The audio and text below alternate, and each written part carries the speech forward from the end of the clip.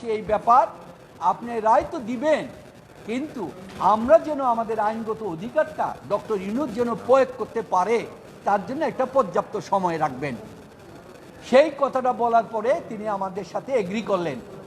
আজকে আগামীকালকে ডেট, কালকে পর্যন্ত আমাদের পক্ষের থেকে খোঁজ নেওয়া হয়েছে, বলছে জাজমেন্ট রেডি হয় নাই, রেডি হয় নাই, রেডি হয় নাই।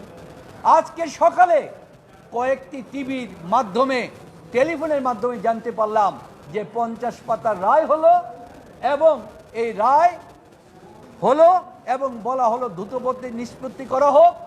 আপনাদের কাছেও হয়তো কপি আছে। এই আমরা যে 18 তারিখে জমা দিয়েছি নকল, তার ডেটটা হচ্ছে পিসি নাম্বার 5-9-11-11/2024। এইটা যখন দিয়ে বলা হয়েছে আমাদেরকে নকল দেন, আজকে আমরা অ্যাপিলেট ডিভিশনে চেম্বার জজে যাব, তখন সেকশন বলছে আপনার পিসি খুঁজে পাওয়া যাচ্ছে না, তাই আপনি নকল পাবেন না। তাহলে ডক্টর ইউনূসের মতো লোককে হাইকোর্টে কি হয়েছে এটা দেখার কি তার অধিকার নাই? এটার মধ্যে যদি অন্যায় থাকে তার বিরুদ্ধে কি চ্যালেঞ্জ করার অধিকার তার নাই? কিন্তু এই অধিকার থেকে তিনি বঞ্চিত হচ্ছেন। আজকে 40 বছরের এই আদালতের উকালতির জীবনে এই ধরনের ঘটনা, কোন যুদ্ধ অপরাধী হতে আরম্ভ করে, বঙ্গবন্ধু মার্ডার কেস হতে আরম্ভ করে, জেল হত্যা মামলা হতে আরম্ভ করে, কোথাও তা দেখি নাই। আজকে এই করবে, কালকে গিয়ে বলবেন, ওনারা যা সার্টিফিকেট দিয়ে বলবেন যে মামলার শুনানি করেন, ওনারা এই হলো ব্যাপার, আমাদের এই করা গেল না। অথচ আইনের বিধান হচ্ছে আপনি সেখানে তার বিরুদ্ধে হতে হবে। সবচেয়ে বড় অন্যায় কি হলো, যে তারা নিম্ন আদালতে কোনো আবেদন করে নাই, তাকে রেস্ট্রিকশন করে দিলেন। আপনি বিদেশে যেতে হলে বারে বারে কোর্টে ধর্ণা দিবেন, দিয়ে তার যে ফান্ডামেন্টাল রাইট তাকে ক্ষুণ্ণ করা হলো।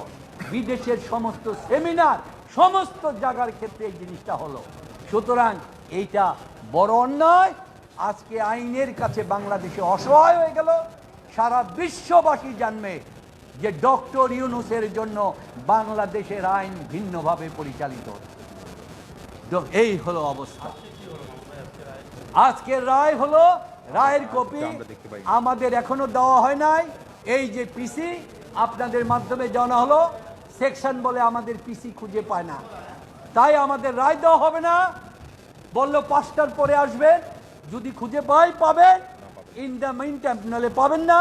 In the meantime chamber জাজ 12টার সময় এই সমস্ত কিছু হয়ে যাবে, সেখানেও আমাদের যাওয়ার কোনো অধিকার সুযোগ আর থাকলো না। এই যে অবিচার, এই যে অন্যায়, এটা সমস্ত জাতির জন্য দুর্ভাগ্য এবং জুডিশিয়ারির ইতিহাসে একটি কলঙ্কিত অধ্যায় হিসাবে পরিগণিত হবে। এই অবস্থার ভিতরে আজকে ডক্টর মোহাম্মদ ইউনূস, যিনি কালকে সমস্ত সেমিনার বিক্রি করে চলে এসেছেন, কালকে অনুপস্থিত থাকবেন। এই হলো ঘটনা, এই হলো সমস্ত জিনিস। আপনারা যেতে